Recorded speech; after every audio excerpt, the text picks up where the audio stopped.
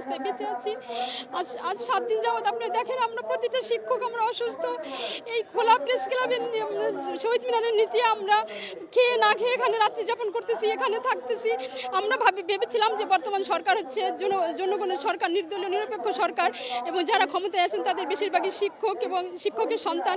শিক্ষকের দাবি নিয়ে বোধহয় আমাদের আর রাস্তায় থাকতে হবে না, কিন্তু দেখলাম যে না, আমরা যেদিকে শিক্ষকরা যেদিকে তাকায় মনে হয় সাগরও সেই দিক থেকে ভয়ে শুকায় যায়। যখনই শিক্ষক কিছু চাইতে যায় তখনই রাষ্ট্রের সামর্থ্য নাই, রাষ্ট্রের টাকা থাকে না, রাষ্ট্র দেউলিয়া হয়ে যায়।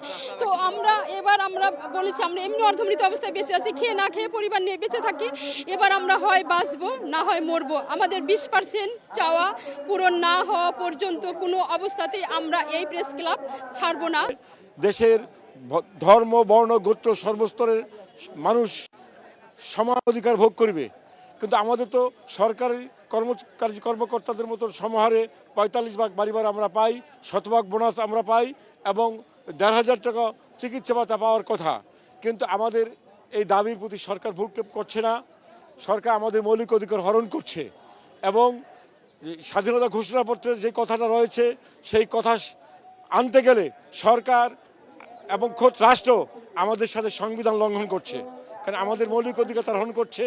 তামাম বিশ্বে, বাংলাদেশ সহ সারা বিশ্বে মানুষের অন্ন, বস্ত্র, বাসস্থান, চিকিৎসা, শিক্ষা, এই 5 ফান্ডামেন্টাল রাইটস অফ হিউম্যান, আমরা এ থেকে বঞ্চিত হচ্ছি। আমরা নিপীড়িত, আমরা নির্যাতিত, আমরা নিষ্পেষিত। উন্নয়নের মূল চাবিকাঠি হচ্ছে শিক্ষা, প্রযুক্তি। এই শিক্ষা ক্ষেত্রে বেসরকারি প্রতিষ্ঠানগুলো শতকরা 97 ভাগ, আর 3 ভাগ হচ্ছে সরকারি। অথচ শিক্ষা বাজেটের 90 ভাগেরও বেশি ব্যয় করা হয় ওই 3 ভাগের জন্য, আর আমরা 97 ভাগ বঞ্চিত।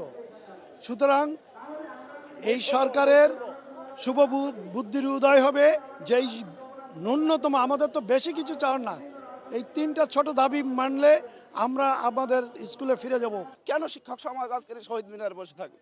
কেন থাকবে? আমাদের তো আজকের ক্লাসে থাকার কথা। ছাত্রদের পড়ানো আমাদের মূল উদ্দেশ্য, তাদেরকে মানুষ করা আমাদের দায়িত্ব। যে মহান পেশাটা আমরা বেছে নিয়েছি সেটা তো আমরা পারছি না। কেন আমরা পারছি না? একজন শিক্ষা উপদেষ্টার কাজ কি? একজন শিক্ষা উপদেষ্টা সে শিক্ষার মান উন্নয়ন করবে, শিক্ষকদের জীবনযাত্রা মান উন্নয়ন করবে, সেটা উনি ভাবছে না। উনি ভাবছে কিভাবে উনি আরাম আয়েশে থাকে, পরবর্তী সরকার কিভাবে দেশ চালাবে এইটা নির্ধারণ করা তো তার দায়িত্ব না।